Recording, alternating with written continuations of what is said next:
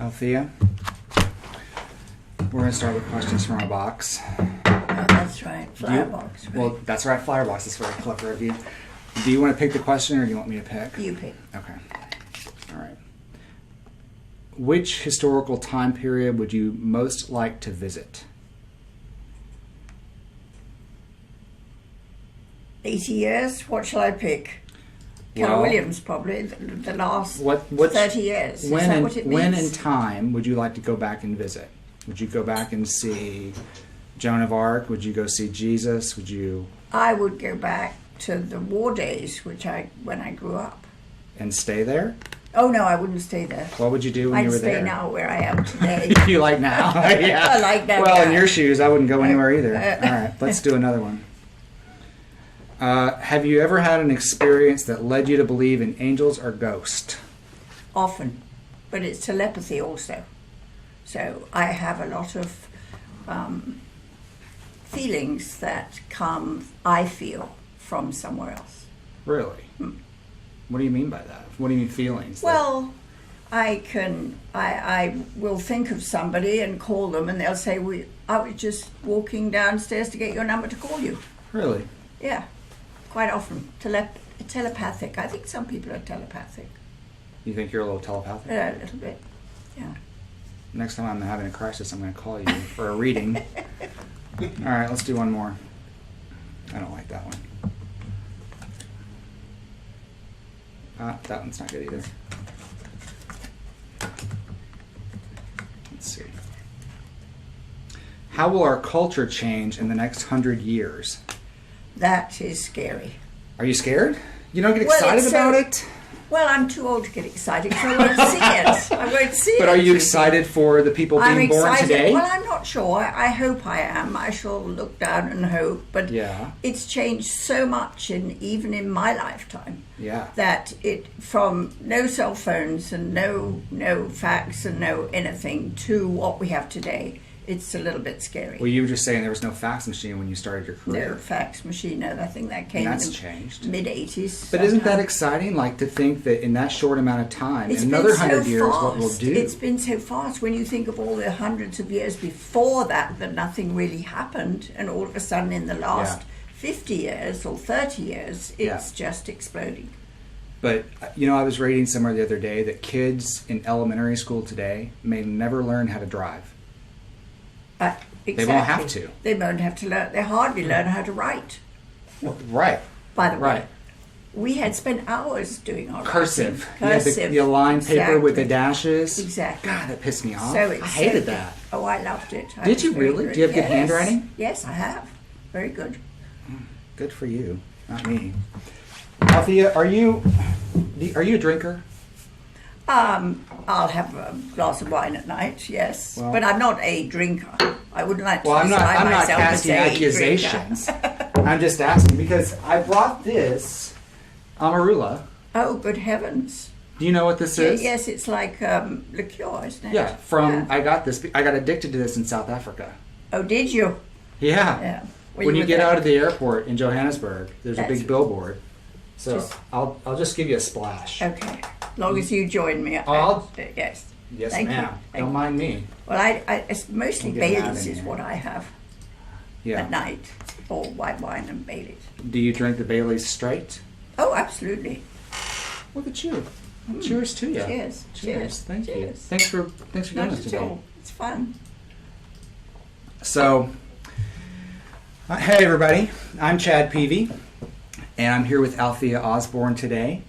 And this is Open House at the Flowerbox Club. I'm glad you could join us on Facebook Live. Now, Althea, I have not shared any of my questions with Althea. This is all impromptu. Okay. So, there was no prep work, right? No. That's all right. I didn't do my homework. But you look lovely. Well, thank you for being here. Thank you. That's wonderful. You told me that you would argue a little bit with Gary Gentry about being the first agent. Oh, no, I wouldn't argue. But you were right behind We were all right there together. So I think he was trained even in Gary's house before we actually had an office. Okay. But when I joined Gary, he had about 8, 10, I think about 10 or 12 in the first training class. Yeah. Which Gary wasn't at, so he was probably trained in his house before that. I see. But he had a card table with a typewriter sort of thing and a rented space. In a rented space. And a typewriter. Typewriter, yes. I've not seen one of those in a while. No. Oh. It got more electric as we went. Yeah, I'll say. I think it was an electric typewriter. Yeah? Yeah. So, you're known for being the profit share person, I think.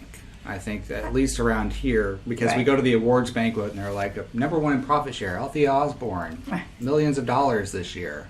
So it's pretty amazing. So I've been doing it a long time. Well, what are you spending that money on, Althea? Oh, well, most of it's in the trust for the kids for when I die. Well, but what do you do? I'm not extravagant, but I go travel and I go out to dinner and I mostly travel. Yeah. And I love traveling. Well, I love to travel too. You should take me. When I get older, I might. Right now, I don't need anybody, but I'm going to need somebody. I'm happy to volunteer for that position. Okay. What is your guilty pleasure? What when you just want to go splurge? What are you doing? I don't really have one. Sorry. Really? Is it bad to say that? No, it's not bad. You asked me. I don't have. I think I grew up very tight in a war through Churchill. You were in where were you when you were growing up?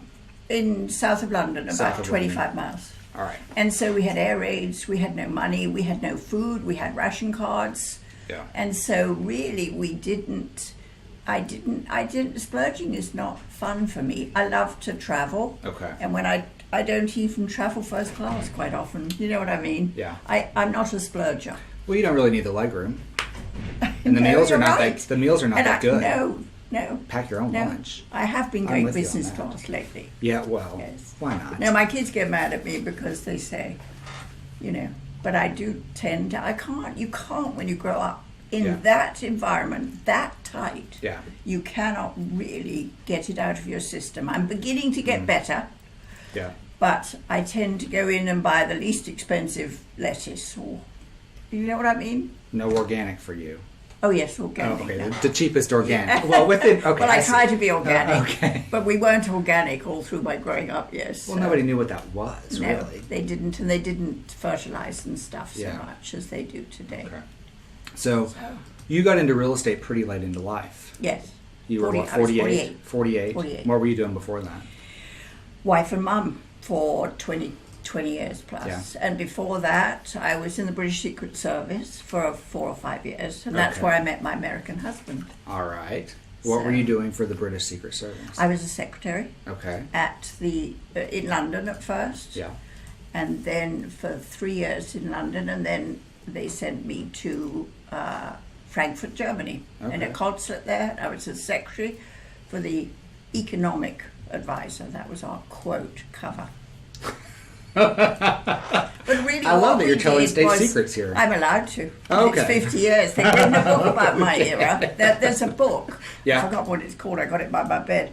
And it tells all about the people that impacted my 5 years. Really? But it was the Iron Curtain. We had the Iron Curtain going, and we were exchanging information back and forth, mostly economic intelligence. Yeah. We had to decode, and it was fascinating. Loved it. So you turn 48, you get a wild hair, and you decide it's time to sell some real estate? Is that what happened? No, not really. Were you broke? We were broke.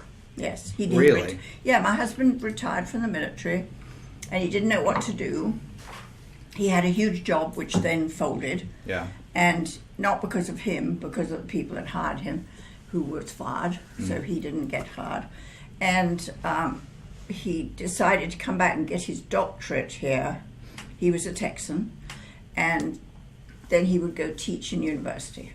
Okay. And I remember saying when he came back, promise me you'll take me out of Texas once you get your degree. And he's been dead 7 years, and I'm still here. And I love Austin, Texas. Do you? I do. It's hot in the summer, so now I've got a house in Colorado, thanks to Keller Williams. Yeah. But I go there in the summer and I stay here in the winter. Yeah. And I just came back last week. Nice. It's lovely. I brought the cold weather back. Good for you. We appreciate that. Yeah. Yeah. Good. So you get a wild hair, you start doing real estate. That's awesome. That's good. So Mo Anderson says that she's the implementer, Gary's the visionary. What is Althea? The builder. Really? What do you mean Slightly. by that? What do you mean by that? Well, I recruited and I built. And I went to Gary and I said, how can I do more? Yeah. And what's my opportunity? But I didn't want to be salaried or get into that in any way. Yeah. So I used to drive with him to San Antonio, Houston, and Dallas once a week for 4 years. And I would get the Homes magazine and I would call agents. And then when I bought the region, I had to open offices. Mm-hmm. Oh, I couldn't have done it without my son David. Really? But at the beginning, it was just me. Where were you? In Texas? You own Texas? I own North Texas and New Mexico. Okay. And I bought it because Gary kind of offered it to me on the way back. He said, you've done so much recruiting and stuff, I'll give you the option to buy this region. I think I was the first region. Really? It was either me or Mo. Yeah. She and I bought about the same time. Mm-hmm. And I had to open offices in Dallas. And I kind of knew that we had to have names because we started with a lot of new agents here in Austin, Texas. Gary is the most fantastic trainer. Yeah. And he built us all. But we didn't really have names. He made names, but we were new. We were Keller Williams that grew with him. Yeah. And I knew, because I'm a bit snobby myself, that I had to have names or nobody would, I felt, in Dallas would look at us. Names being people that were known and people that were real producing. estate, that were producing the work. So I hired a Darren Gribble, who was actually in a bank giving listings at that time. Yeah. And I don't know, again, it was fortune that made me think about him and think, well, he's got his license and he's used to agents and he could recruit for me. Yeah. And so I'd go up 2 days a week and I told him I only want to talk to $6 million plus producers. And one day he had an appointment with Mike Brody. Well, Mike Brody was big in real estate, known nationally, head of CRS. He was a trainer. And I couldn't believe he was going to see me. I said to him, I said to Darren, do you know who Mike Brody is? And he said, well, I think he's quite big in real estate. But that meeting at a coffee shop changed Keller Williams. Yeah. Because Mike brought 15 or so top agents into my office. So going after the big dogs, they brought the... Well, they brought the pack. It gave credibility. Yeah. If you got credibility and a system like we had and a profit sharing, it's made. It's really made. Yeah. So. Well, I want to get back to the profit share in a little bit. I've got a whole bunch of questions for you on that, but I would like to spend a little time talking about your real estate business because you weren't too shabby of a real estate agent yourself, right? I wasn't. I was number 4 in the city at one point when my son was with me. He joined me for a bit, and we became. I think we did 26 million in our best year. Okay. And that was a lot in 1980 something or 92, I think it was, somewhere in that range. Because the houses here were max price was 200, 300, 400. Yeah, now that's crazy. there are so many $1 million houses for sale here now. It's ridiculous. Yeah. Probably in your neighborhood, if I were guessing. Yes. Well, there we have yeah. it. So you focused on. You told me you did a lot of open houses. Yes. Tell me about your open house process. Well, I wasn't very good on the phone, and I like people. So I like to have people in front of me. And that's why I did open house and sale by owners. That's the two things. Well, I think, so that may step on some people's toes because I think when new agents come in, there's this idea that you've got to be banging out the phones all the time. Well, I think that has evolved to today. And I'm not saying it's not any good. All I'm saying is I couldn't do it. Wasn't you? And you I were do still successful. believe very strongly that you should never do anything you don't like in real estate because you won't do it very well. And therefore you won't be successful. And I've picked things I like to do and I love people. Yeah. And I enjoyed but I was pretty focused about it. I made myself sit. I had a goal of 20 hours of open house a week if I didn't have a customer. 20 hours sitting in an open house. Sitting in an open house. That's not prep work or no. anything like You that. don't need any prep work. Okay. We had a big fat book. Yeah. We didn't have the internet. Yeah. When I was starting open houses, right. We did towards the end. Yeah. But it was a big fat book, like a telephone book with pictures of the houses. You had to know a bit more than you do today, because today you just put Lost Creek and how many houses for sale and they all pop up. Right. We didn't have that. Yeah, you had to work for it. We had to go through the pages, and it went by price and area, but not subdivision. So you'd get houses in Lost Creek or down in, Yeah. It was very different. Sounds like a lot of work to me. It was, but it was fun, and I love people. So you told me that when people came into an open house that you didn't attack them at the front door. Well, I believe strongly that people back off immediately when you attack them. Yeah. So I used to have my sign-in sheet on the table, and I'd be sitting doing something, and I'd just say like that, "Hi, how are you doing? Why don't you come in and enjoy, and if you got any questions, ask me," and then I go right back to working. Yeah, so you didn't force them to sign in. So I didn't ask them to sign in at that point. I didn't ask them anything. I just said, if I'm going to help you, let me know. And I went right back, so they felt unthreatened. Yeah. And they would go back, and as I always joke and say, when they got in the master bathroom, and they couldn't get away, I go lean on the door and say, "Hi, how are you? Are you new to Austin?" And, Yeah. And I got so many of my first clients. And Gary and I used to have discussions, because he would say list to last. He said it again today in the training, actually. But I got the listings through having buyers that then listed with me later. I'm the listing person now, but in those days I was definitely into relocation and buyers. Well, tell me about the relocation stuff, because you had some big relocation accounts. I did. But IBM? I started off with Crystal Semiconductor that became Cirrus. Okay. Because I met the CEO, incoming CEO, when he had 10 people. Okay. At an open house. At an open house. Yeah. How about that? He walks in, and I'd only been in the business 6 or 7 months. Yeah. He just called me yesterday, actually, because one of the people I sold has just died, and he's my age, and so he says, "Got to see you soon." Yeah. I have a 34-year relationship with that person, incredible. And he is one of my good friends. I mean, we don't see each other that much, but we connect. It's about relationships, in my opinion. Yeah. Not so much today, but that in my day it was for me. Well, I think it's coming back to relationships. I think it's big. I think relationships. I think once you've dealt with somebody and you work with them, then if you build the relationship, they will stick. I think the way we develop those relationships is probably a little different. I think it is too. We develop it.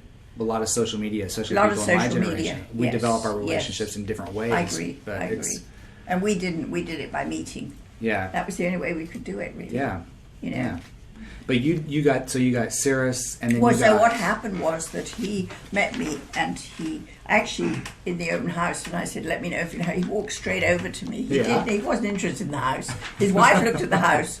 He came and asked me some questions, and then said what he was looking for. And I said, "Well, I can think of a couple." And to cut a long story short, I picked his wife up the next day, and the very first house that I showed them, she said he wasn't with us. She said, "Jim needs to see this house." Yeah. And he came at 4 and wrote the contract. And after I'd gone through the deal with him, he said, I want you to help me with my relocation. You've got to sell Austin. I've got to sell Crystal Semiconductor, it was then. And from his company, we had Silicon Labs, Navsuch was... I sold all those people houses when they came in. And it was so hectic because they had 3 or 4 people interviewing every weekend. And our relationship got so that he'd tell me the ones he wanted and the ones he didn't want. So I knew who to spend time with. Got it. And then also he would even sometimes call me and say, "What do you think about these people?" And, so you were part of his team. I was part of his team. Absolutely. And I was his relocation person without being HR, without being paid. Yeah. Right? Well, he just gave me the people. Yeah. I got paid the right way. That's great. Right. Well, Althea, it's time right now for the lightning round, which it's good times for us. There's no lightning going to strike any of us, but... Well, it might be. Well, it's true. It's raining out. It looks like it's clearing up, though. All right, Althea, so I'm just going to ask you some quick questions, and you just quick answers off the top of your head. All right? Family reunion or mega camp? Family reunion for me. Yeah? But Mega Camp is more for training. Okay. You were in the British... Now I'm going to see everybody. Yeah? If I was a new agent, I'd go to Mega Camp probably. Okay. First. Okay. So I came up with this question because you were in the British Secret Service. Sean Connery or Daniel Craig? Oh, Sean Connery. Yeah. Okay. Since, again, you were in the British Secret Service, I'm dying to know, what does the Queen keep in her purse? I have no idea. Oh, all right. iPad or iPhone? iPhone, if I had to pick. Really? One of the Because you're on that iPad an awful lot. No, I'm on the iPhone even more. Really? Yeah. Wow. Because my iPad, I don't know how to make calls on. Well, I think I've got to learn. okay. Well, we'll work on that. Austin or Cape Town? Austin. Yeah? Okay. But Cape Town comes very close second. It's nice. Yes. It's very nice. Yes. Profit share check or a commission check? Profit share. Yeah. I mean, that's a no-brainer. You don't do anything. You just wait for it to come in the mail. Oh, that's awesome. All right. So let's talk about, let's go right into your profit share. Matt, do we have any questions yet? Well, the question that we've got right here is explain profit share with KW to a newbie. There you go. I think that's Jeff Gross. Jeff Gross. For a new person, what does the profit share mean? Thanks for the question, Jeff. The profit share means for a new person, you are building a company within a company with no risk, no liability, and no overhead. Now, lots of people, I'm not particularly anal. A lot of people ask me how it works. I have to get my thing out. I have no idea how it works. Okay. What I say jokingly is, I don't know how it works, but I get a check in the mail every month, and that's pretty good as the check gets bigger and bigger. Yeah. But basically, when we formed it, and we formed it all together, the top agents got together with Gary all through this process and gave him our ideas, and we did it together. Because we became a profit sharing, so we had that's why Gary did it. He did it so to make the company profitable and to build it through his agents instead of fighting over the same dollar. Give me a better split, give me a this, give me a that, I'm good. And so that's really where it came from. And so basically how I explain it is you're building a business within a business with no risk, no liability, and no overhead. And you get profit if you can help make your market center profitable. Okay. I think that's good. Is that good? Yeah, that's good. Well, you can send another text if it's Well, Jeff, if you have more questions Jeff, or if you Jeff, need more clarification. I don't know you. Come and introduce yourself sometime. Yeah, absolutely. He's a new agent here in the Market Center. Oh, good. I'm excited for him because it's such a huge opportunity. Yeah, he's probably in your downline somewhere. Possibly. All I know is that you should put it into your business plan as strongly as your sales. I want to talk to you about that because somebody else came to me earlier when they knew you were coming in and they said, how do you divide up your time and develop your business plan? Is the recruiting part of what you've got going on, and that's a conscious thing that you're working on in addition to the relocation business, the open houses, and just running your real estate business? Well, I have to tell you, it took me probably 2 or 3 years. I think Gary put it in place in 87. Okay. And I didn't, quote, get it until probably about 90 when I started getting these little checks. Yeah. And I came home to my husband with about $400 one month. Mm-hmm. And I said, I think this is going to work. And he said, it'll never work. Mm. But I disagreed with him. And so from that point forward, I put the recruiting, you can put it alongside your business because you don't have to do anything particularly different except talk to everybody about Keller Williams or any agent that you have a business. Have you ever heard about Keller Williams? Some of them shut the door. In the beginning, they used to slam the door in our face. Really? But, I used to say, don't say no until you know what you're saying no to. You don't know what you're saying no because it was such a new system at the beginning. Mm-hmm. And it was so counter to every other company. Well, really. What is your conversation like today? My conversation, it depends who I'm talking to. Okay. I mean, I met a guy on an airplane who was selling medical equipment. And I said to him, and this was about a year ago, and I said to him, you ever thought of selling real estate? And he said, well, I have actually. And so I said, well, where do you live? He said, Syracuse, New York. So I said, well, give me your email, I'll send you a couple. Go in and talk to our office about it, and I'll give you a name. Mm-hmm. And then you call the name and you say, Joe Blow may come in and talk about real estate, and I'm sending him in. And when I was in South Africa, that's my big one, really. That was my big achievement, was my husband died 7 years ago, and to comfort myself, about 2 years later or a year later, I decided to go visit dear friends all around the world, because I love travel. Yeah. And I went to South Africa and met this very dear friend who was my age, and in fact he's older, he's now died himself. And he, while I was staying with him, I went for a month. I saw Century 21 and I saw Remax, and I thought, wow, if they're here, we could be here. Mm-hmm. So I asked him if he knew any real estate agents. Well, to cut a long story short, he knew a lovely little old lady like me who knew a nice young man called Johan. And Johan I met at a coffee shop also, and then a year later he came over and to cut a long story short, my profit share there now is this lot. Those are all the profit, they're all the agents that made me money in, I forget, June. This was June. Look at them, unbelievable. That's incredible. It's all incredible. In rand, so I'm having a hard time at the conversion. I know. But, it's not very much because it's low and they have trouble and it's hard and they're beginning. Yeah. But I've been to their family reunion each year, and I'm going again to the one in May again. And they're going through exactly pretty much what we went through. Yeah. They've got more systems available. But it's all, at the beginning, you give away too big an area, and then everybody resents that you're doing, they're having all the same fights we did at the beginning. Tell us another conversation. What's another conversation that agents watching or team leaders watching could use in recruiting? Well, I don't think there is another company that has this possibility to build a profit share that will keep you. I mean, and everybody thinks because I was there at the beginning that it's easy for me, but I can promise you it was much harder in those first years than it is today. If I came in today, I could build that probably even more quickly. Really? I think so. What makes you think But I that?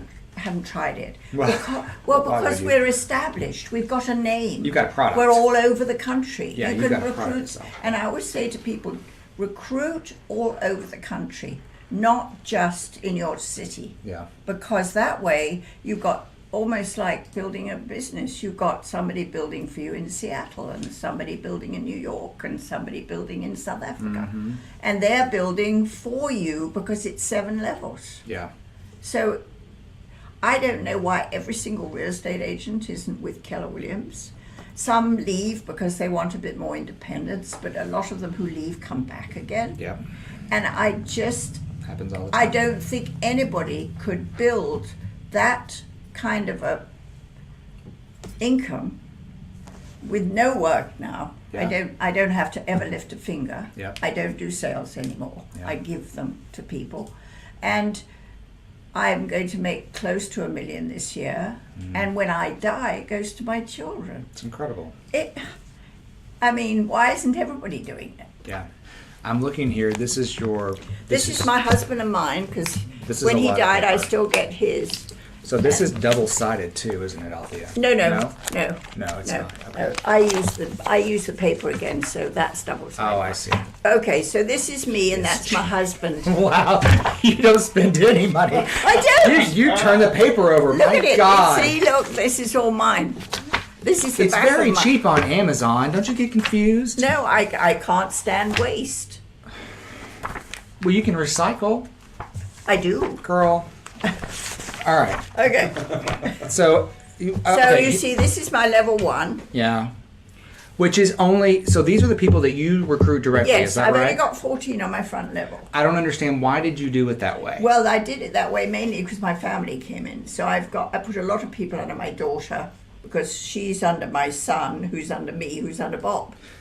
So if you meet somebody today, you don't say, write me on your sponsorship No, form. I asked them if they would mind writing my daughter. Okay. Because that way I'm building them. But I've stopped doing that, for instance, with South Africa because it went too deep. And when I die, it would, because if you go down 3 levels, you've lost 3 levels. See what I mean? Well, no, but explain it. Okay. If I put you see, on the front level, you make 50% of the profit for the office. Okay. So, off myself, is that me? That's you. You Yes, got 50%. I won't put other names because it's not right. Off myself, I made $350 last in whatever month this is, August, okay. because I had a sale or a referral or something. Okay, so I made $350. If I'd put myself under my daughter, she would have got that, and then this and this and this would have been on her second, third, and fourth, which would have been my fourth, fifth, and sixth level. Does that make sense? Okay, so if I put it under my daughter, she's 3 down from me. What's the why of putting it under your daughter? Well, at the beginning, it was to help them to feel the profit share as well. And get them going. But now... And also to feel like it came in the family. And I think there are some family members that have retired, I'm not mentioning names, who've always done that. Yeah. And everything always goes under the bottom line. But as you think about it, and you're going to be dead in X number of years... Yeah. You might as well put it under yourself because they're doing pretty well and they don't need it today, and so that way it'll be bigger when. So if they're in my level 1, I'm getting a bigger check. You'll get more people because if I put them to level 4, I'll only get 3 more levels after that. Okay. But you've always got to think of these people as recruiting for you. Well, that's what I was wondering. This lovely lady, Anne Trabal, haven't seen her for years. She was one of my first ones in San Antonio. She's been there 32 years also, and she's still selling. You've got people on here from... Well, if you look at where they come from, Honolulu, Dallas, Roseville, California, El Paso, Houston, Dallas. Edmond. All right. The opportunity is quite extraordinary. Well, it's extraordinary, and but I'm still confused. And people don't get it because it's slow to grow. You don't get the reward hugely today. Okay. So it's a marathon. It's a marathon. It's taken me 25 years to do that. How quickly before you started seeing real money, though? Like, before you were like, this is really working for me? Probably 20 years, 15 years. Okay. So okay. So if I'm new to Profit, if I'm new to this, and I'm going to go out and I'm going to start recruiting people, right. I'm going to start putting my power players at level 1. You put everybody at level 1 today, I think, because everybody's going to help recruit. The only reason I put them under my daughter is it's family. That was it. There wasn't like some strategic reason why. Now, I would help anybody that's under me to recruit. Okay. In other words, if anybody comes to me, like if you're under me, or if anybody comes to me, actually, I help lots of people all over. I've got Lou, the New York guy's bringing his team leader, and I help him recruit people from all over. They're not under me or anything, but it builds the company, it builds the profit. Mm-hmm. But I would now, if I started today, I would put everybody on my front level that I recruited, that I was responsible for. Now, if you put somebody, I tell all the people that are under me, if you want me to help you recruit, bring them to my house and have a glass of wine. I've done that with so many hundreds of people. And my invitation must have been lost in the mail. Yes, it was. Okay. You can invite yourself later. Okay. But anyway, then I will help you recruit, and I have done a lot of that. So what do you feel like your obligation is to the people, on your first level? What is your obligation to help them? I don't have one. But you do anyway. I think that's very, very important to stress, that I am not responsible for anybody. I can't take care of 6,500 people. Right. Right?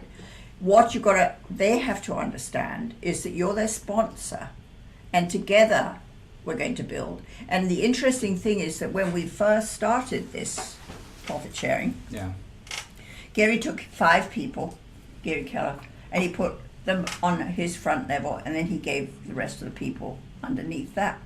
So myself, Gary Gentry, Joe Williams, they were under his level. Do you see what I mean? Yeah.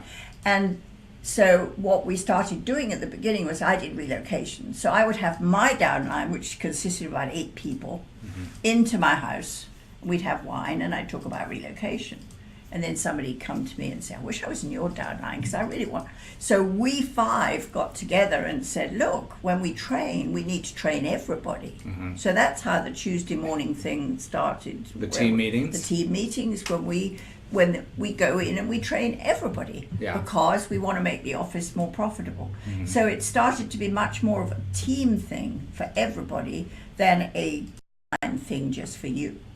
So the team meetings, this is fascinating. I didn't know this. So team meetings started so that you guys could bring in Gary the used to entire have a company team and bring meeting in every, and then he used to have not relocation. He used to have recruiting evenings, and we could bring. That was another very interesting moment in the growth of the company. Is that we used to sponsor people to come in and listen to him, and he would talk for an hour about how he was building this company that was going to profit share.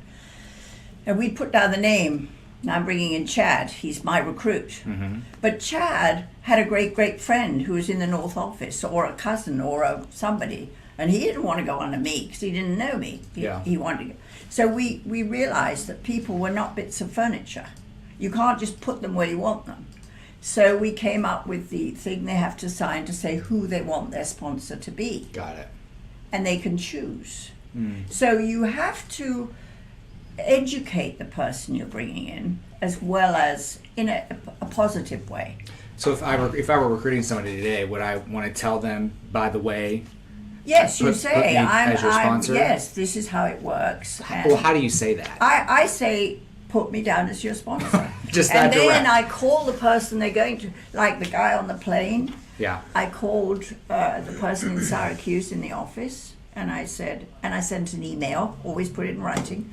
And I said, by the way, I'm sending Chad Peavy up to talk to you, and he's in medical, and he might want to join, and he's my recruit. And unless he picks somebody else, and then you stay in touch with him. Okay. And it's fairly positive to do that way, actually, because it works. They don't know anybody else. If they do know somebody else, like a brother or sister, or I've had that happen occasionally, then they go under the brother or sister, obviously. Mm-hmm. Okay. Well, let's, for you guys on Facebook, if you have any more questions for Althea about profit share and how it works and how she's built this incredible downline, go ahead and put those questions in the comment box. Matt, do we have any now? We have another from Jeff Grosdale. It looks like Melanie answered. Okay, great. Okay. And while you guys put in your questions, it's time for us to play Word Nerd. Oh my goodness. You need a refill. No, I don't. Just a splash. No. Just a splash. Just to cool it off a little bit. Thank you. That's good. You're fine. It's very good. All right, so I think I'll be addicted too. Well, it's great in hot chocolate. Is it? It's delicious. Well, I don't drink hot chocolate. Well, no. Okay. All right, so we're going to play Word Nerd, and the way that this works is I'm going to give you a word, and you're going to tell me what that word means. Oh, good Lord. All right, so the first one is up on the screen there. It's zincrocene. I have no idea. It sounds something like WD-40. Well, this is not even a word. Oh, so okay. There you go. That's right. Yeah, so we'll now call WD-40 zincrocene because you said so. So you see how this works, okay? Well, not really. If you well. Okay. All right, here's the next word. The next one is aglet. I bet you know what that is. No, I don't. You don't know what an aglet is? I didn't either. Well, it's not an eagle. No. No, what is an aglet? I have no idea. It's the plastic end of the shoelace. Oh, really? Yeah. Okay. I didn't know that. No, but I didn't know that. Now that you... Yes. Okay. All right. I think you're going to get this one. Bunts? Bunts. No. This Where is did you get these words from? Well, this one I found on a website that was words that were particularly British. But it's not a dunce. No, so bunts. A bunce must be, I don't know. It's a windfall or profit or bonus. Oh, really? A bunce. Oh, okay. I can see that. Okay.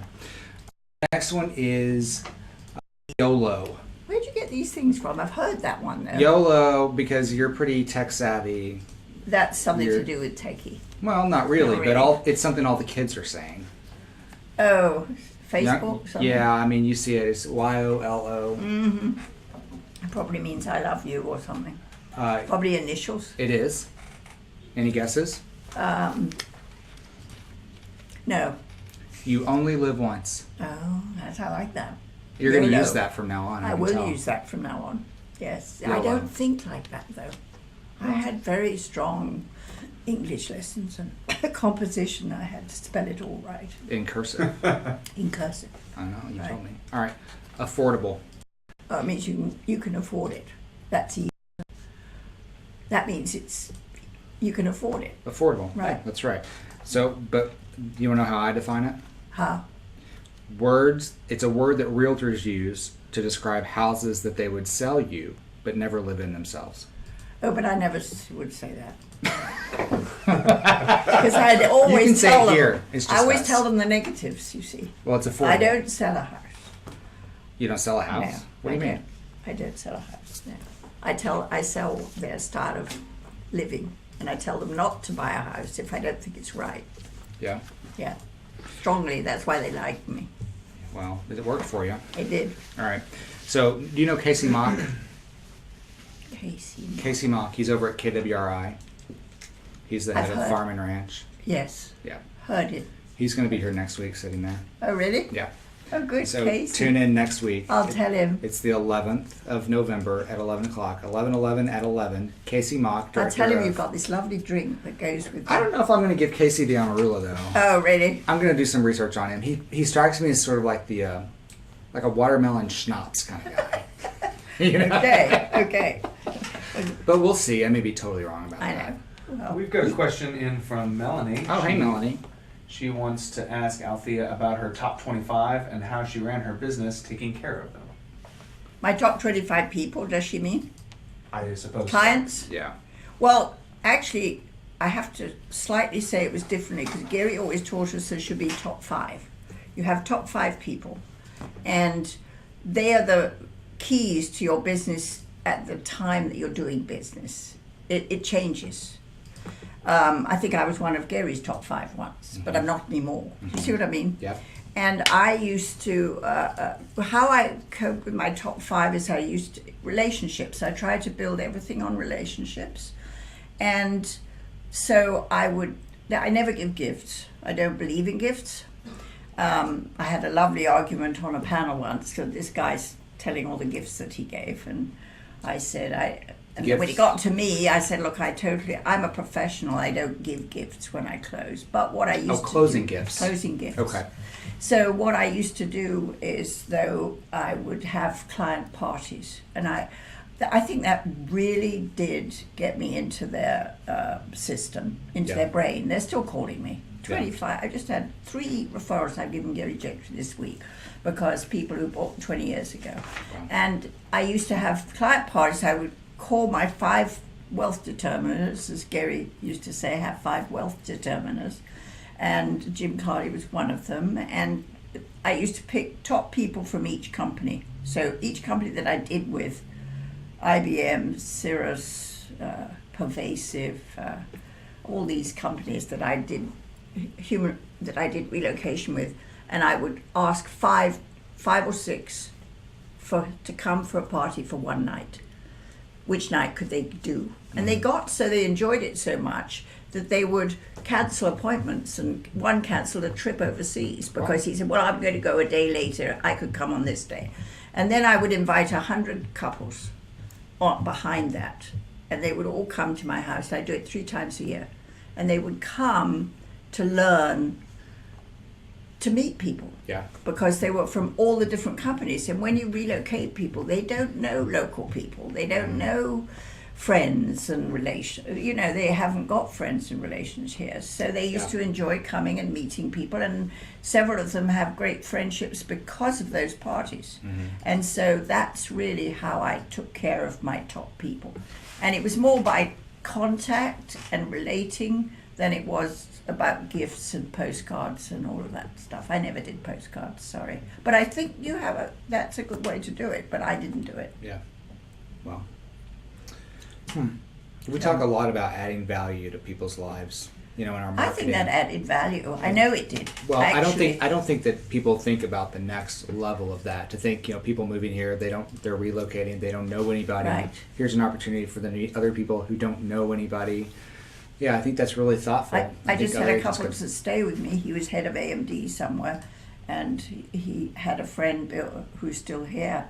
And I introduced them because he told me his wife was a bit lonely and didn't know anybody. So I had a dinner party, and I had 3 other couples, and the 2 of them, we're still 7 years later, we're still seeing each other. Really? You know, we used to go to dinner at their house, each person's house, once a month. So every month we go to dinner with one of us. Were you ever a matchmaker? No. But I love people. I mean, I like people. You know. Yeah. People got to find love too out there. I know. Do you need that? You've got a wedding. I'm good. Well, there I'm you set. are. I'm set. At least I thought today. you were hinting. No, but it made me think. You're connecting all these people. Surely somebody hooked up. I love people. I really connect all the time. Yeah. All the time. That's great. Yeah. Well, what advice would you want to leave folks with? I feel that the two most important things in life are relationships and integrity. And by the way, I feel that you could take both of those with you. Yeah. Because you hope you'll see relationships, and integrity gets you there, Yeah. right? And so having built my life on integrity and relationships, there's not much else that you can take. So work hard at that. Relationships and integrity. That's great advice, Althea. Thank you Thank so you. much for doing Not this. at all. I enjoyed it. Great. And Matt, do we have any other questions? Two more questions. Oh, well, one, very popular. both from Jeff. One is about, since you didn't use postcards, what was your touch system like back then? Once you sold a client a house, how would you consistently keep in touch? And I think you mentioned the parties. With the parties, Right. mostly. I didn't do the postcards. I did do Christmas. I did I didn't like having too much work, but they down at the farm, that charity, what's that place down south where they do poinsettias? Something Farms. Yes, and it's Gracie charity. Farms? It's great. It's something down there. Gracie Farm. Yes, Yeah, I think it something is. like that? I Yeah. can't remember what don't it is. I remember don't what do it's it called. anymore. And so what I used to do is go down there and put my credit card, and then I would send a postcard out to all my clients. So you did postcards? I did at Christmas. Okay. I sent a card out to all my clients and said, you may go down, or today I would do it by email. There you go. You could go down to Gracie From the Farms or iPad, whatever it yeah. is, and there's a poinsettia there that I've ordered to benefit them because they're a charity, and have a happy Christmas. That's lovely. So that was no work to speak Yeah. of. I did do a couple of farms, which my husband did for me, where we picked an area and sent cards out. But I'm afraid I didn't. David always complained about me because he came in and helped me build my business bigger. But he said, "You haven't got any systems, Mum. You haven't got anything." No, I'm a people person. I was all about the people. Yeah, but So you found somebody to help you where you Yes, are I so did. good. Maureen has been wonderful, and she helped me. She's still helping me. Is she? Yeah, and I forget the actual year that she joined, but she's been with me at least 25 years, I think. And she's Wow. a lovely person. A lovely person. She's so wonderful. Yes. What was I've Jeff's got other question? one more question, and it is, since you spent a lot of time in South Africa, his wife is from Johannesburg. He wants to know what footsack means. What? Footsack? Oh, I don't know. I'm not South African. I don't speak South African. Okay. But what I want to say to Afrikaans. him is, if his wife is in South Africa, why is she not recruiting agents to Keller Williams There in you South go. Africa? Because we now have 20 offices and about 1,000 agents, and she needs to get with it and put her little bit of growth share going in down there. So how did you end up owning the South Africa I don't team? own it. Oh, you don't? I just recruited them. You just recruited? I haven't Okay. got a dime into it. I couldn't afford it. Really? I just get profit You growth couldn't share. afford it, lady. I just get growth share. Who are we kidding? I just get growth share. Yeah? Yes. Well, good I for just you. recruited the guy that's building it. Really? Yeah, That's incredible. it is. Well, thank you for giving us your time. Any more questions now? No, I think that's it. Thank you so much, Good, Althea. enjoyed it. Thank you. See everybody next Friday, 11/11 at 11 o'clock with Casey Mock. All of you team leaders out there, OPs that are interested in having a Flower Box Club at your market center, we can help your agents with their onboarding and all of their marketing, all the things that they don't like to do themselves, we can do for them. Just get in touch with us here at the Flower Box Club, and we'd be happy to talk to you about how that works. Or go to clubwebinar.info to get more information. Thanks, everybody, and have a good night. Good night. Thanks, That was Althea. good. Is that done? Thank God I got here in time. Oh, you're in your What would you have time. done if I hadn't? You'd have to kind of say she's bloody late. Yeah, yeah. I would have had to do Were you worried? little singing and dancing. No, you were here in plenty of time.